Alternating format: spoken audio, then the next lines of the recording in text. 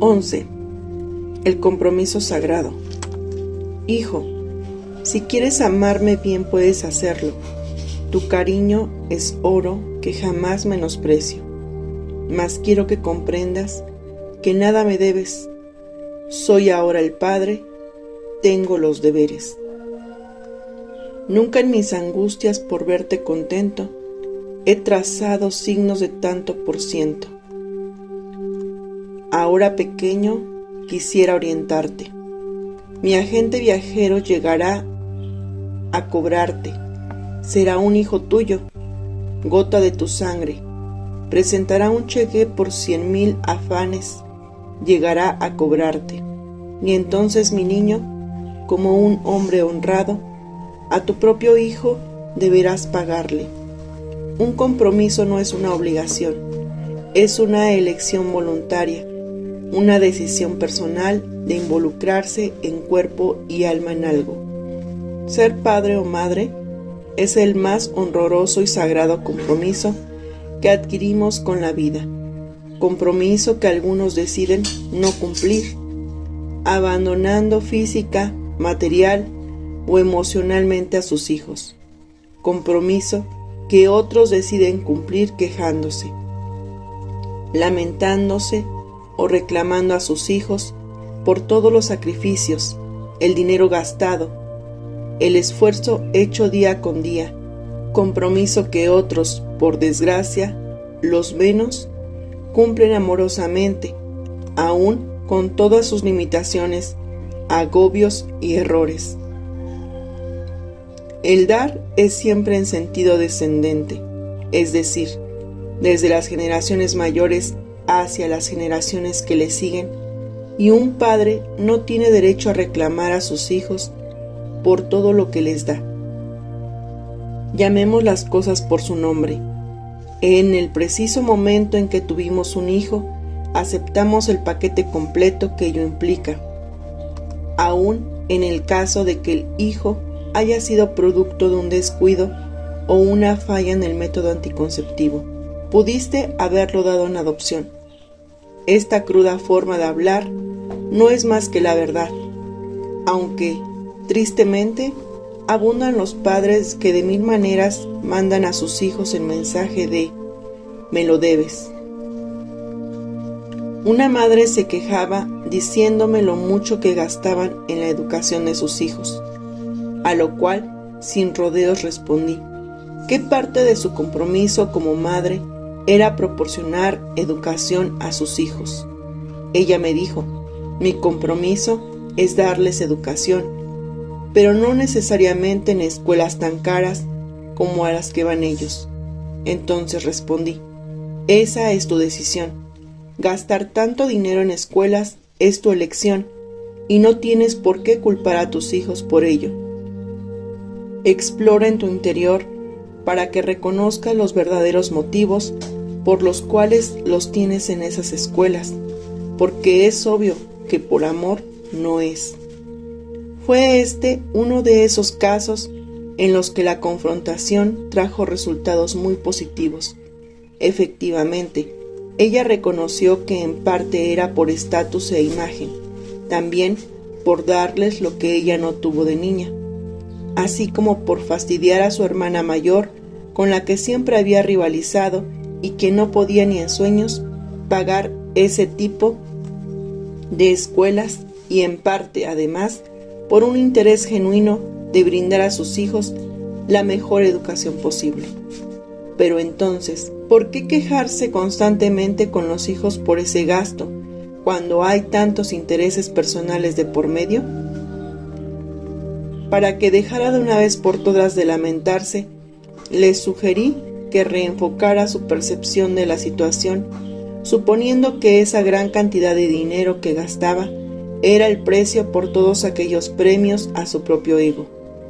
Podía también cambiarlos a instituciones menos costosas, su otra alternativa. Ojalá la haya elegido. Era pagar esas cuentas escolares con amor.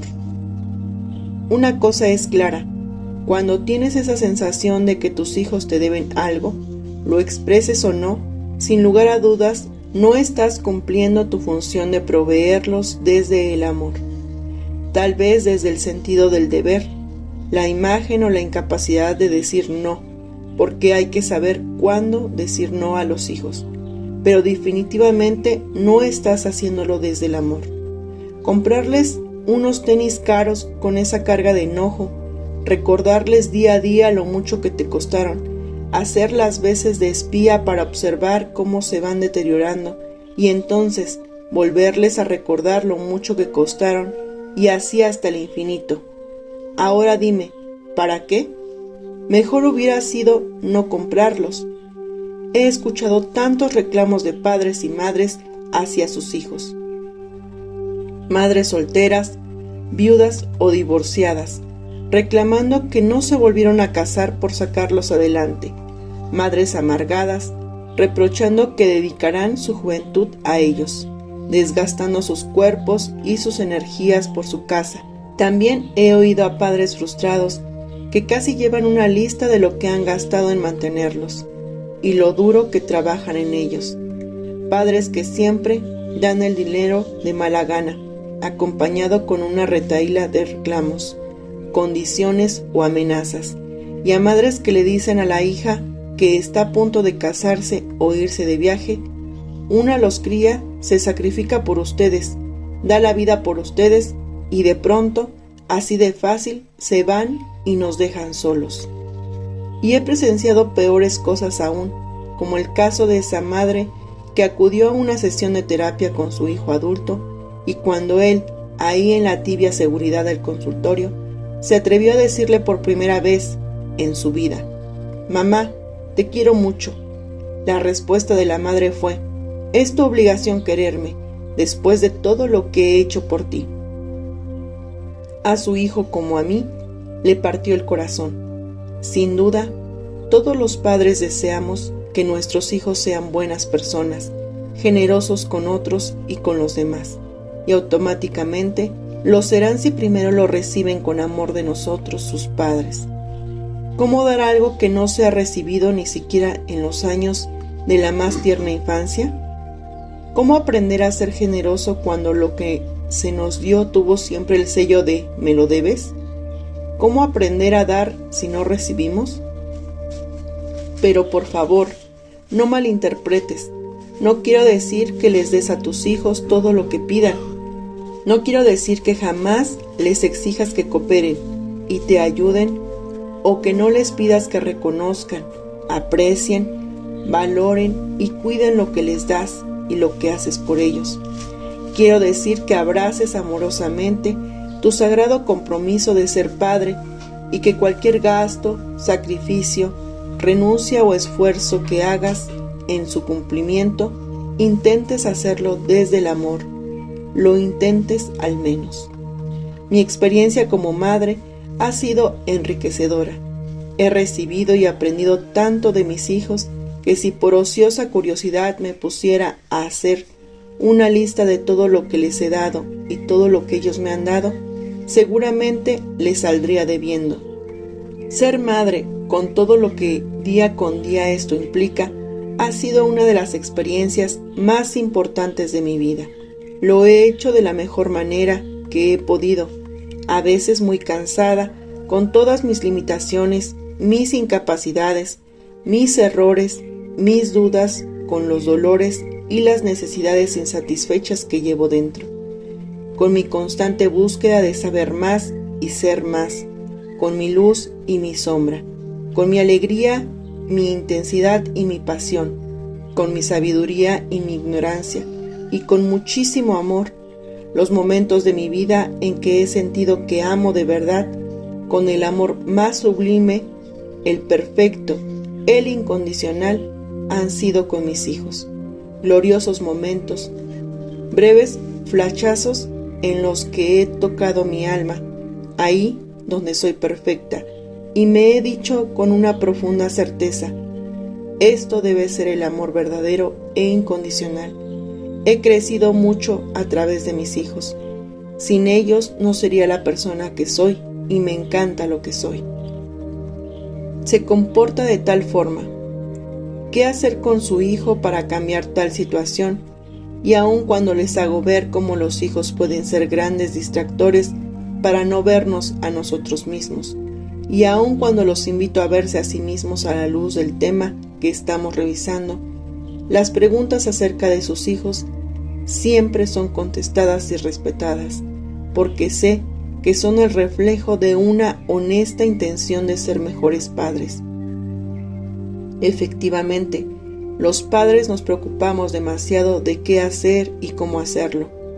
Conozco padres expertos en el manejo del lenguaje asertivo con sus hijos, en la comunicación empática, en la perfecta formulación y negociación de normas y límites.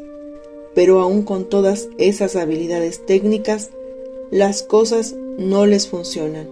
El dolor y el desamor reinan en sus hogares. La distancia emocional con sus hijos es inmensa. ¿Qué pasa entonces? Demasiada técnica, poco amor. Existen familias donde la falta de amor salta a la vista.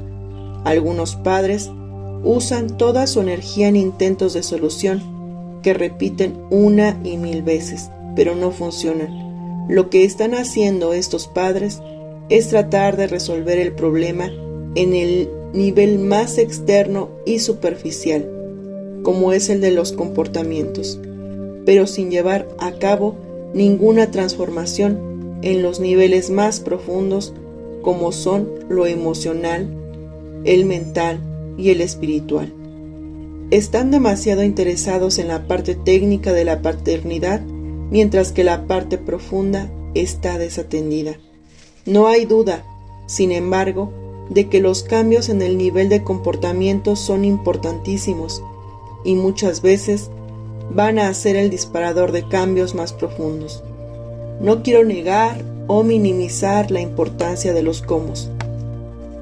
En el manejo de los hijos, esto es vital y existen excelentes libros para ayudarnos a desarrollar habilidades, pero ello, sin amor, se convierte solo en técnicas que producirán soluciones superficiales y transitorias a un problema, mientras surge otro o el mismo con diferente disfraz.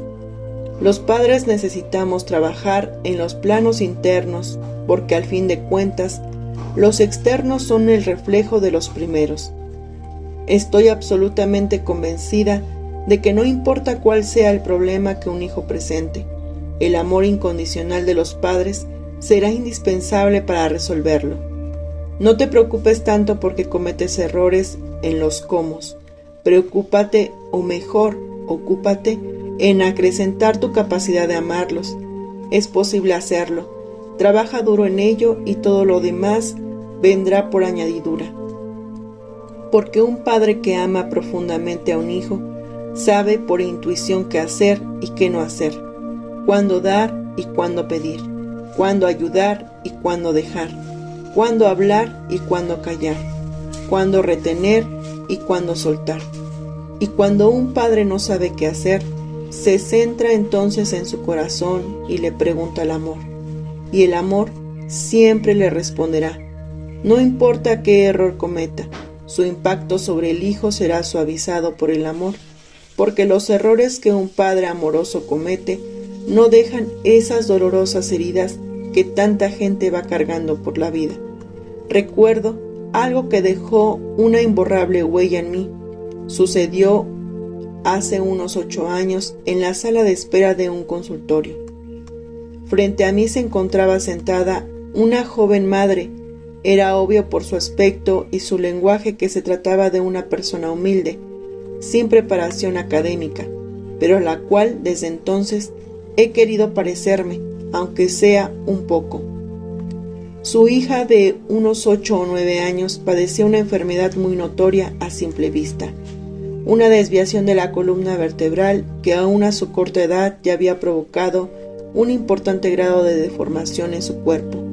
Aunque no podría decir qué clase de patología era, su boca estaba torcida y sus ojos ubicados de forma totalmente asimétrica en su carita.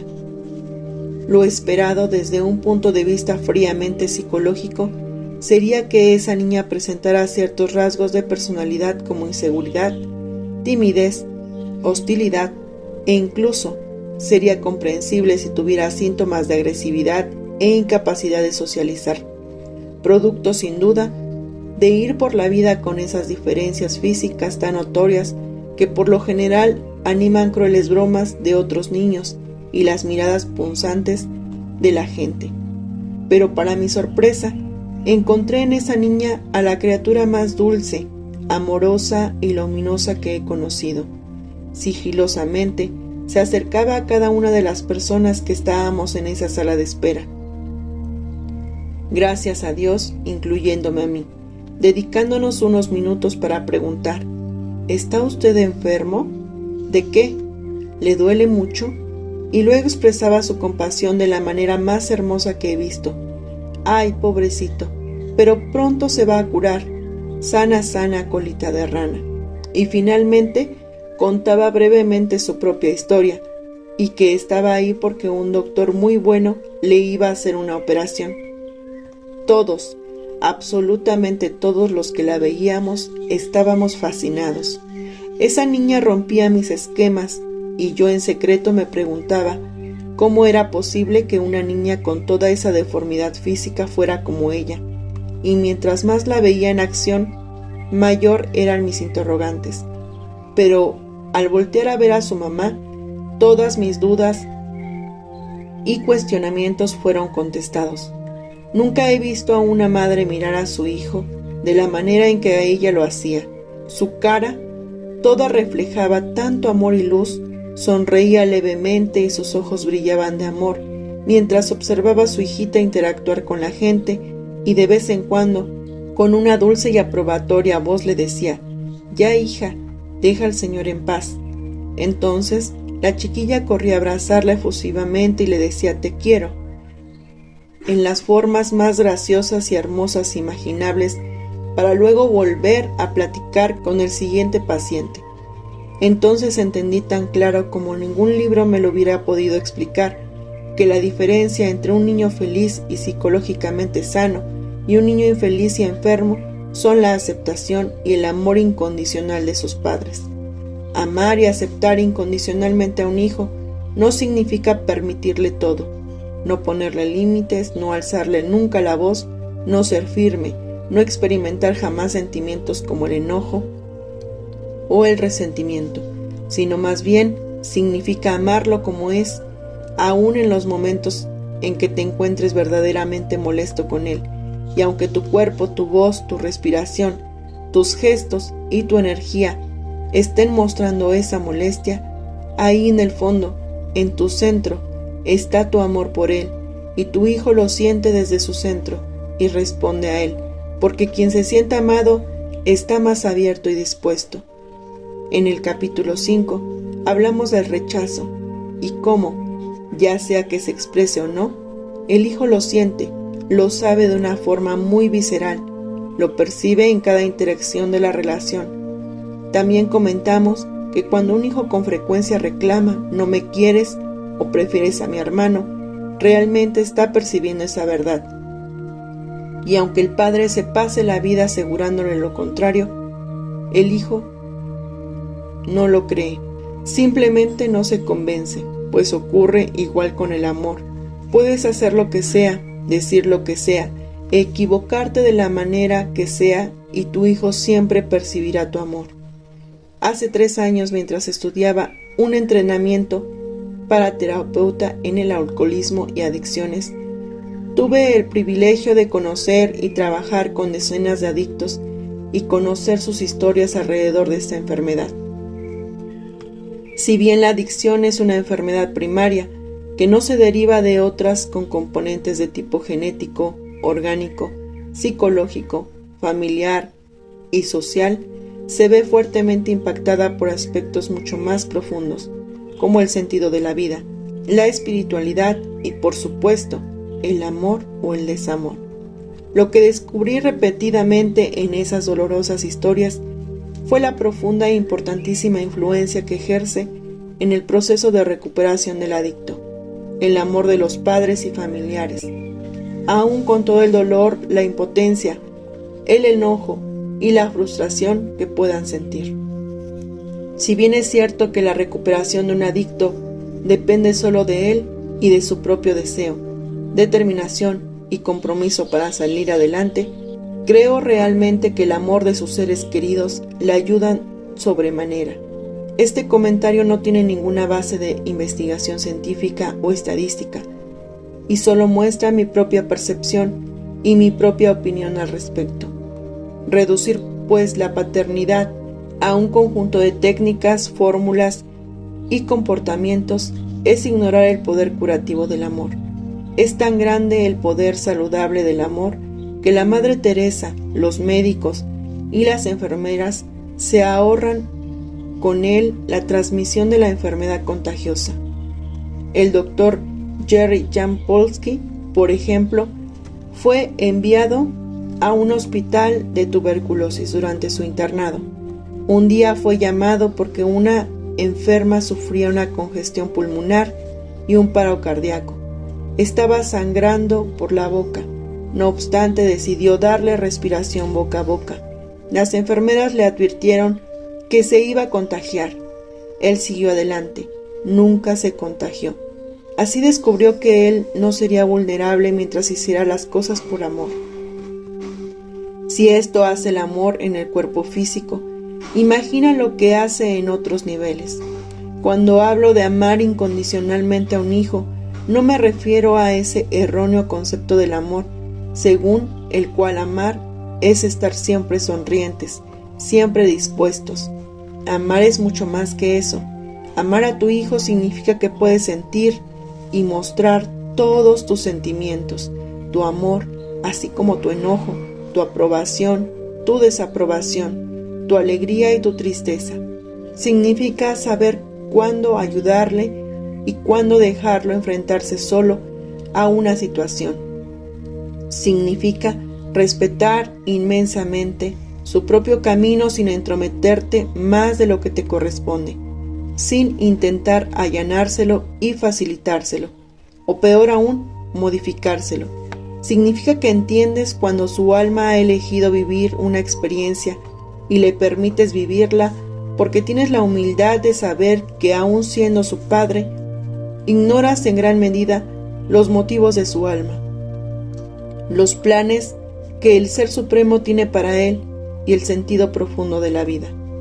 Este último punto puede causar un choque interior y es comprensible, ya que consideramos impensable que un padre deje a su hijo vivir una experiencia que se considera peligrosa, perjudicial o de algún modo negativa. Precisamente a eso me refiero cuando digo que aun siendo padres, ignoramos en gran medida los motivos de su alma. En una conferencia me preguntó una madre, ¿cómo conciliar algo que parece tan opuesto como la responsabilidad de proteger y guiar a un hijo y darle la libertad para elegir o vivir ciertas experiencias que él se empeña en vivir? ¿Cómo dejarlo seguir caminando cuando vemos que 2 pasos más adelante está un precipicio del cual quizá no se ha percatado y el que está a punto de caer? Mi respuesta fue la siguiente. Cuando un hijo, sobre todo en la adolescencia, está empeñado en vivir algo, lo hará, frente a sus padres o a sus espaldas, pero lo hará. Hay situaciones donde alentarlo respecto al precipicio que puede toparse es suficiente para que se detenga y vire hacia otro camino, pero en otras situaciones, alertarlo, amarrarlo para que no siga adelante, amenazarlo o intentar lo que sea para detenerlo, simplemente no funcionará. Él seguirá adelante porque está decidido a hacerlo contigo, sin ti, contra ti y a pesar de ti. Y entonces, lo único y lo mejor que los padres podemos hacer es mostrarle el precipicio, advertirle lo que pasará si cae en él, pedirle que se detenga, ofrecerle nuestra mano para llevarlo hacia otra dirección. Pero si él decide seguir adelante, solo nos queda amarlo incondicionalmente y orar mucho por él de la forma que a ti te gusta hacerlo y cualquiera que sea el nombre del Ser Superior en quien tú creas. Orar y orar y orar para que al final de su caída por el precipicio, cuando esté a punto de estrellarse, un séquito de ángeles, un amigo, una pareja, un terapeuta, la madre naturaleza, un libro, la energía cósmica, la casualidad o su propia sabiduría interior lo tome, lo abrace, lo salve y sea él mismo, por su propia convicción, quien elija no volver jamás a acercarse a los precipicios. La otra alternativa que tenemos es rechazarlo, despreciarlo, alejarnos de él y de todas maneras se irá al precipicio de donde tal vez no regrese. Más adelante en este capítulo hablaré del poder de la oración y a qué me refiero cuando la menciono. He visto demasiados casos donde el amor de los padres ayuda a un hijo a salvarle, como para dudar del poder del amor. Obedeciendo a esta profunda convicción, te ofrezco en este capítulo algunas herramientas, algunos caminos que en mi propia experiencia y en la de muchos padres y madres con los que he trabajado han ayudado a desarrollar nuestra capacidad de amar a nuestros hijos. No son los únicos caminos, tampoco pretendo decir que son los mejores. No son siquiera recetas de cocina que hay que seguir literalmente paso a paso, y no puedo garantizarte resultados. Simplemente son caminos que a algunos padres nos han funcionado y que es posible que a ti también, o por lo menos, te motiven a iniciar tu propia búsqueda. Lo que sí te aseguro es que practicándolos tienes muchas más probabilidades de lograr resultados que si no los haces. Muchas cosas en la vida no nos funcionan, no porque sean inútiles en sí mismas, sino por nuestra crónica falta de persistencia.